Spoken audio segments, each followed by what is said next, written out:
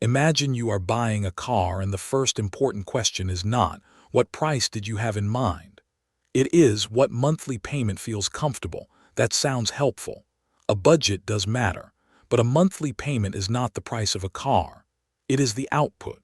Behind it are the selling price, the money you put down or receive for a trade, the annual percentage rate, the number of months, and anything else financed with the vehicle. Change one input and the same car can produce a different payment. Change several, and a lower payment can sit on top of a more expensive deal. The number is real. It just does not tell you which levers were moved to create it. So when the conversation begins with a payment, the first job is not to reject the number. It is to open it. Start with 4 levers. First, the out-the-door price, the vehicle plus required taxes and fees before financing costs. Second, cash and trade credit, what you contribute today and what value is assigned to the car you hand over. Together, those determine how much needs to be financed. Third is the APR, the yearly price of borrowing, including certain finance charges. Fourth is time, how many monthly payments the contract requires. Optional products can then be folded into the amount financed. A service contract, guaranteed asset protection, credit insurance, or dealer-installed equipment may look small when translated into one monthly increment. These levers can compensate for one another. A higher price can be paired with more cash down. A higher rate can be paired with a longer term. A financed add-on can disappear inside a payment that still matches your target. That is why 2 deals with the same payment do not necessarily have the same cost. Time is the easiest lever to see. Here is an illustrative fixed-rate loan, $35,000 at 7%. Over 60 months, the payment is about $693, and total interest is about $6,583. Stretch the same principal and rate to 84 months, and the payment falls to about $528. That feels like a saving of roughly $165 every month. But the loan now runs 2 years longer, and total interest rises to about $9,372. The payment went down. The amount paid went up. A longer term can be completely reasonable when cash flow is the constraint, but it does not make the vehicle cheaper. It changes when you pay and how long interest has to accumulate. The Consumer Financial Protection Bureau also warns that longer terms can leave borrowers owing more than the vehicle is worth for longer. Low payment is a budget result. Total cost is a price result. The interest rate is another lever, and dealership financing has its own structure. When a dealer arranges a loan, it can send your application to one or more lenders.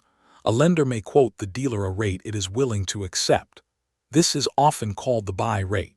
The dealer can present financing above that rate and may earn compensation from the difference. That does not mean dealer financing is automatically a bad deal. A dealer may find a competitive lender, or a manufacturer may offer subsidized financing that a bank cannot match.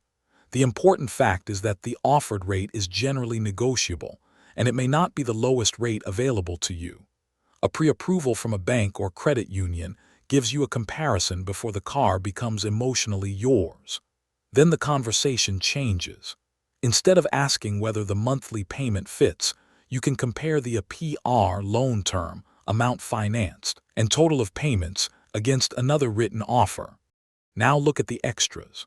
Suppose a $2,500 add-on is financed for 72 months at 7%. It becomes roughly $43 a month. $43 may feel minor next to the vehicle payment, but over the loan, that product costs about $3,069 including interest. The monthly version is not false. It is simply a smaller unit than the decision you are making. The Federal Trade Commission has used the term payment packing for an alleged practice in which a consumer agrees to a payment above what is needed for the negotiated vehicle, and add-ons are inserted to fill the gap. That allegation came from a specific enforcement complaint. It does not describe every dealership. The broader mechanism is what matters. If you only authorize a payment ceiling, there may be room between the deal you negotiated and the payment you accepted. Every optional product should have its own cash price. Financed price, coverage, and yes or no decision. Price transparency remains a live issue. In March 2026, the Federal Trade Commission said it had sent warning letters to 97 auto dealership groups.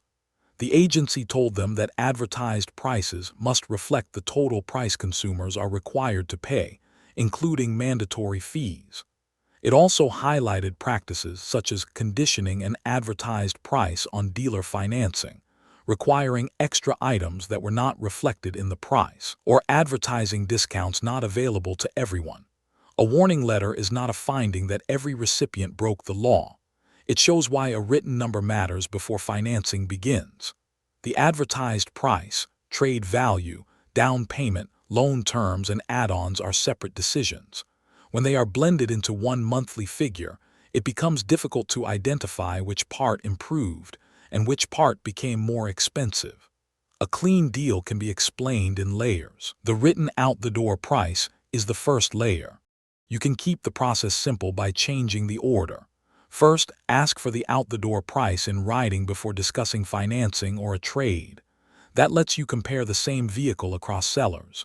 Second, get at least one financing offer before visiting the dealership. A pre-approval is not a commitment. It is a reference point.